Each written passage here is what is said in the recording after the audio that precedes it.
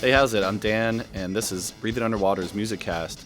So back in May, I submitted a submission for SiriusXM's Turbo's driver's seat, which is something they do on a weekly basis. They get fans of the channel to submit 30-second introductions to 4 songs that they want to hear on the channel. And last night, after months of waiting and checking, they finally played mine. So I'm going to present that here as a podcast episode because it involves me talking about music, although very briefly. And if you've heard this podcast at all, you know that I usually have a hard time keeping my thoughts about music brief. So that was a good challenge for me. But then they also played the music that I talked about. So perfect for this podcast. But just to give a little context for what this is and how it came about, for anybody that doesn't know, Turbo is one of the channels on SiriusXM satellite radio. They have several different rock-related channels, like Liquid Metal, guess what they play, and like Ozzy's Boneyard, they play like classic heavy rock and metal, like Judas Priest, Metallica, and Zeppelin. There's Lithium, which plays 90s alternative and grunge. There's a hair metal station. You get the idea. And I was never hugely compelled to subscribe to SiriusXM because I have my huge MP3 library from the past few decades, and then all that plus so much infinitely more on all the streaming services that are available. And I gotta say, I am really surprised that SiriusXM has the subscriber numbers that they do at this point. Kind of like Pandora too. Like, I really liked Pandora back in the day when it was one of the only streaming radio services, at least like premium ones, that was available, and I did discover some good stuff on there that I wouldn't have otherwise. So there is a place for terrestrial radio in the music sphere, definitely. But for me personally, music is just not really like a random or background thing. I'm very emotionally involved in it, and to that end, I like to kind of be in charge of how I indulge and explore that stuff, as opposed to having it like spoon-fed to me. So even before there were streaming music services like Spotify and Apple Music and YouTube even, I've always just preferred to put on what I want, when I want, at the volume that I want, which I know a lot of people have the same inclination, hence why streaming services in general are just so popular. And yet traditional radio format still exists out there and people like it. So I've had access to SiriusXM here and there. I remember when it was Sirius and XM, 2 different things before they merged even. Like if I had a rental car or if we bought a new or used car from a lot or something, they would often include that as like a temporary new sale package incentive. So I've had it briefly here and there, played around with it. I knew which channels were for me, which was mainly the rock channels and the stand-up comedy stuff. But I've had more consistent access to it over the past few years since my wife is a big fan of it, and it's what we often listen to in the car on short and long trips. And I've heard that Turbo was born out of, I don't know if it was on Lithium or Liquid Metal, but I'm assuming it was Liquid Metal, where they had sort of like a 90s, early 2000s new metal, hard rock internal show, was like the Turbo Hour or something. But I guess it was so popular that they expanded it into its own 24-hour channel. And I've always heard advertisements for their driver's seat segment, and I've heard different people's submissions over the years. And I don't know what came over me like 6 months ago, but I was like, you know what? I want to see if I can get on here. And I think it was largely born out of the fact that when I do just kind of randomly put on these stations, especially Turbo, because Turbo is the one that I tend to gravitate to other than Lithium, just because as much as I like a lot of the stuff on Liquid Metal, there's so much on there that I just really can't stand. And if you go back and listen to the past few episodes of this podcast, I've talked about it, and I've talked about it with my brother Dave, where I'm not trying to be a curmudgeon or anything, but the modern production and songwriting of most like modern metal, whether it's metalcore, deathcore, just death metal, and this resurgence of new metal, it's all like recorded the same. It's like everything's heavy, so nothing's heavy. It has no like authenticity or realness, just to like the tangible like feeling of it. And then the songwriting is so generic and predictable that I just find myself gravitating back to, you know, my safe comfort zone of when I feel like metal was at its peak creativity in the late 90s and early 2000s with what we, you know, refer to as a new metal movement or alternative metal or whatever, where the songs actually like were written well and sounded good. Hence, I could derive an emotional response out of it, not just that primal, like guttural, physical reaction. Like, this is heavy, this is groovy, this has got a good breakdown, but there's actually like more substance to it. However, and I think this is what inspired me taking the plunge to submit a segment for the driver's seat, was I was getting really disillusioned by the fact that like every time I turned it on, even if it was a band that I like Korn or Slipknot, Linkin Park, they always play like the same songs over and over and over again, which I understand that they're trying to, and they have to appease to a certain audience that kind of, expects to hear certain things. It's such a missed opportunity to me to have a station and all these stations like this that aren't governed by your typical like iHeartRadio, Clear Channel, Viacom, whatever conglomerates. And they really could play whatever they want, and they're not subject to the FCC expletive censorship and stuff like that. And yeah, every once in a while they do play a deep cut. They'll even call like a deep cut segment, and sometimes their deep cuts are so not, because they're like, top 100 Billboard singles and stuff from the past. But every once in a while I turn it on and they are playing something. I'm like, oh, nice, like some old school Fear Factory or something cool. But that's kind of the exception, not the rule. Like most of the time I turn it on, they're playing like Hybrid Theory, they're playing Korn's Blind or stuff from Issues or Follow the Leader. And then that's not to mention the way, way over saturation of butt rock that I guess, you could call that like 90s and 2000s hard rock. But there's so much like Shinedown, Breaking Benjamin, Audio Slave, which is fine. I know that stuff's really popular, but like it's just not what I want to listen to. So I find myself like gravitating towards Turbo, but also frustrated with it. So I just thought, hey, like they're offering, why not submit some songs that I actually want to hear? Though that was difficult because, picking only 4 songs is like impossible. And I was like, how do I come up with these songs? I could go in any direction. There's so much stuff I could pick. Like, do I pick what I think is most representative of that era to me? Do I go with what's more like, deeply personal, or I have a story to tell about it? Just general, like what I think are the best bands overall, and just pick songs from, I don't know. There was so many different ways I could go with it. So I eventually decided on doing a little bit more of like a genre history lesson, where I just tried to make the connections between past genres, some of them that were kind of played out and way past their prime, like thrash, even hardcore to an extent, and noticing that nu metal, even though a lot of bands were criticized at the time, like Slayer and Max Cavalera and Machine Head for, being like bandwagon chameleons and stuff, just jumping on the trends. That may or may not be true, but from the output of a lot of those bands during that time, I felt like they were reaching new creative peaks and experimenting in ways that they hadn't before because those ideas hadn't been implanted yet. So you'll hear more about that in just a second. But I just wanted to thank Turbo for actually featuring my thing. I've been listening for months when they air it just to see if they'll ever play mine. And I started to notice that they were getting close to the timing of when I recorded mine, because I started hearing just in the past few weeks people talking about like upcoming summer concerts, like they were going to go see Pantera this summer and stuff like that. And I was like, okay, so they're getting to around like the springtime when I recorded mine. And lo and behold, there was mine last night. I was super giddy to hear it. Hope you enjoy it. And as usual, thanks for listening. I'm Dan, and you can find me and all my stuff and all the ways to contact me and yell at me at breathingunderwater.us. Feel the engine rev and your insides rumble as SiriusXM throws the keys to a turbo fanatic, driving pedal to the metal. With their favorite 90s and 2000s hard rock, strap in as they shift into first gear.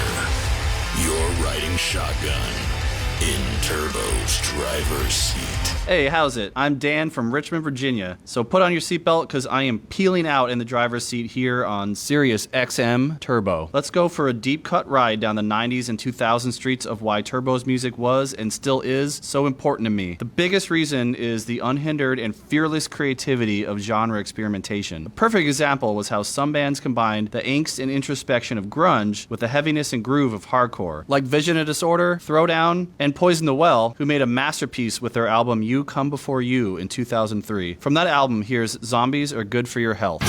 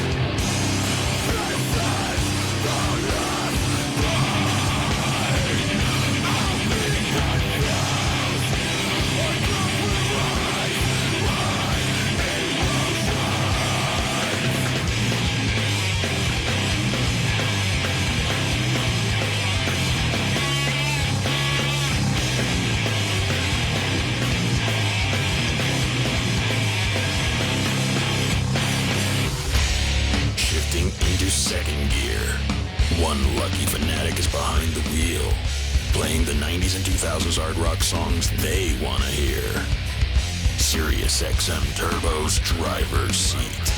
All right, this is Dan, your driver's seat driver here on SiriusXM Turbo. Another genre that found new life during the 90s and 2000s was thrash. So many bands from the 80s like Megadeth, Slayer, and Metallica experimented with more melody and deeper grooves. As he finished out his time in the legendary thrash band Sepultura, metal god Max Cavalera evolved their sound from their album Roots with his next project, Soulfly, and made some of the most raw, real, and dirty music of the era. I love the track No Hope, No Fear from their debut self-titled album.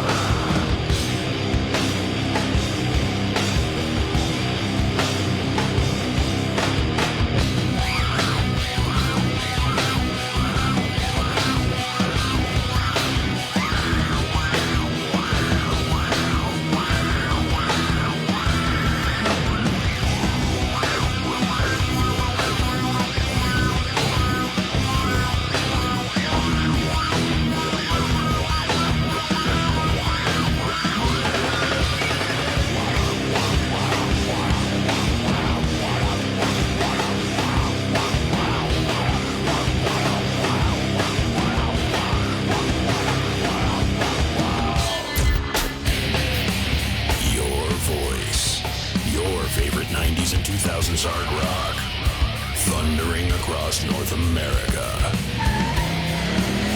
As Turbo Driver's Seat blasts into third gear. Dan from Richmond, Virginia, still here driving us down memory lane on SiriusXM Turbo's Driver's Seat. So speaking of Soulfly, their first album was produced by the mighty Ross Robinson, who produced some of the most iconic and legendary albums from this time, including Korn, Slipknot, Cold Chamber, Limp Bizkit, and Machine Head. But I want to feature a lesser-known cut from an album he produced during this time to keep Human Waste Project's memory alive. They were an amazingly talented band, and like his other 90s work, Ross helped them sound as raw and unique as his more famous work. Here's Slide from Human Waste Project's album Elux.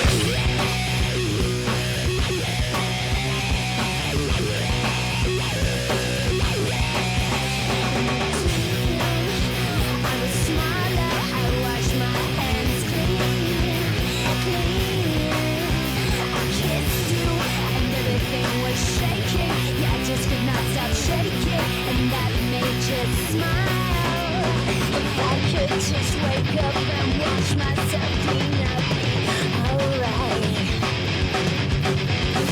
If I could just take back a few of these things, I'd be just fine. I let it go, I let it slide, I let it go, this time. I let it go, I let it slide, I let it go.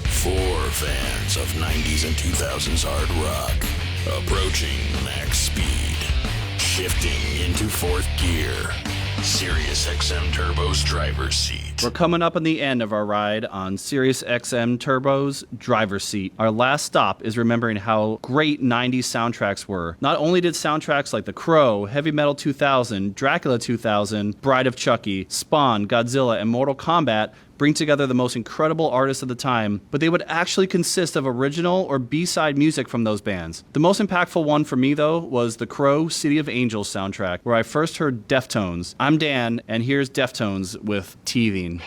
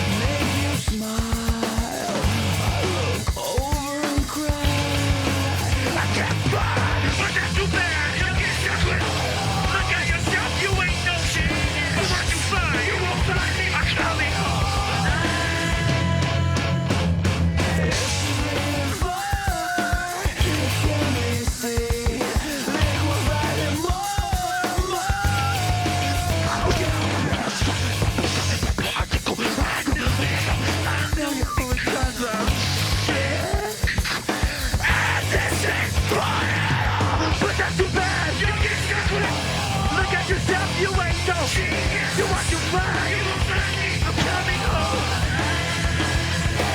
But that's too bad. You'll get stuck with. Look at yourself. You ain't no genius. You want to fly. I'm coming home.